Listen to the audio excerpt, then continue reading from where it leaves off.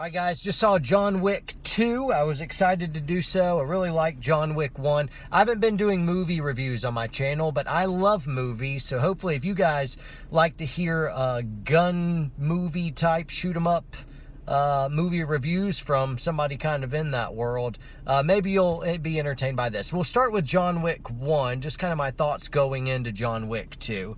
I really was impressed because you don't see good weapon manipulation stuff. Somebody's parked behind me. And not a threat. You guys watch this car behind me. Anyway, in John Wick 1, everybody dies because they killed his dog and they stole his car. And then like the body count stacked up to something like 140. It was obscene what this man did. So he's an evil man. He's a terrible person, deserves to die. Of course, he's a professional hitman. So yeah, he's not a really moral hitman, of course. But just ludicrous, the bloodshed that happened over such a paltry thing.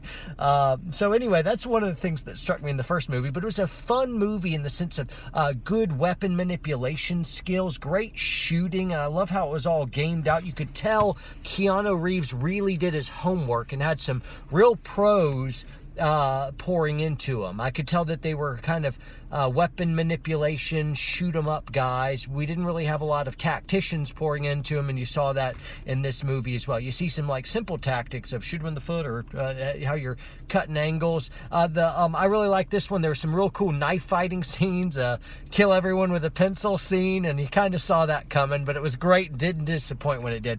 By the way, this is not like a clean, wholesome movie for you to take your kids. This is rated R and should be. Gratuitous violence everywhere. But as far as like a shoot 'em up movie, this was a really fun flick. I liked it. I liked that a lot of the martial arts moves, and it was very, very jiu-jitsu based. You saw jiu-jitsu everywhere. I'm like, wait, is that a triangle choke? He's going for the triangle choke. And I'm like moving with him. I'm like, come on, get the leg, get it in. And it's really fun. I did fireman's carry like over and over, and I really loved that move. It was a bit of a signature for me as well. So anyway, I saw lots of that stuff, and it was good stuff. And so typically when I'm seeing a lot of the moves, the weapon manipulations, the martial arts, I'm like, that's realistic stuff. Like someone could do that. Now, could somebody do all that he did? Nope, absolutely impossible. So far-fetched. Absolutely not. You'd have to be the luckiest man in the world and really good just to make it through the opening couple scenes. And he's just a terrible planner. What a horrible tactician. Like, I want my car, and it means so much, so I'm just going to walk into this place and steal the car while everyone's there. And I'm like, man, couldn't you wait for it to kind of close? Is there maybe business never sleeps there? I don't know. I just feel like there could have been a better plan than just kind of walk in and beat everyone up. That's kind of like John Wick's go-to plan A. There's no real planning. There's no tactical plan. It's, you know what, I'm ticked off and I'm going to go straight where I want, and I'm just going to get in a all-out brawl fist fight where I'm just constantly bleeding more and more, but somehow able to keep going. So it's like a straight ahead gladiatorial death match all the way to the end. So this one was much more violent,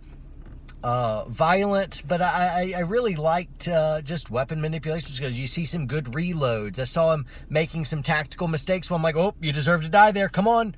Do not reload that Benelli out in the open, man. Get behind cover. And then all of a sudden he almost dies again. So some unrealistic stuff with the armor and so, but who cares? I don't want to rain on anyone's parade. It was a great, fun movie. I really enjoyed it. I even took some notes for you guys, and I can't, let's see. I thought about, I mean, what a weak dude John Wick is, that he's so out of control with his emotional faculties that if you burn down his house, he's going to murder everyone. In which case, yeah, it's a house. Don't you have insurance, man? Have insurance. You know, yeah, the picture of your dead wife got burned up. Didn't you get a backup copy of that? Get insurance. If you want to be out of the game, stay out of the game. Let the house go. Fake your own death and disappear again. And he's got plenty of money to do. Anyway, easy to excite. I never realized assassins are everywhere. They're homeless people, they're musicians. Assassins are apparently everywhere. Don't go to Rome. Everyone in the crowd is an assassin, apparently. I like that there was some good comic relief mixed in there, following up one of the most epic kind of hand-to-hand fight scenes with one of the major antagonists immediately, and I'm not going to give anything away really, but interrupted with some awesome comic relief. I really enjoyed it, and I could tell, again, my hat's off to Keanu Reeves for putting in the good work, good job, and all the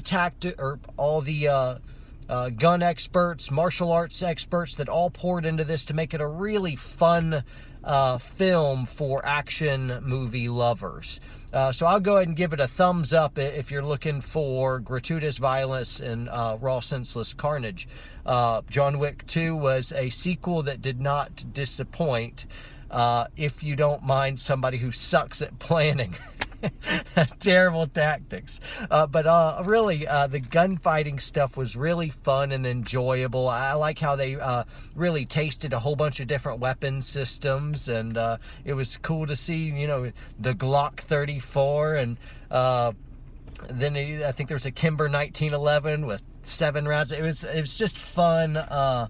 Fun all around. So anyway, if you want to check out the movie John Wick 2, I thought it was fun. So anyway, enjoy.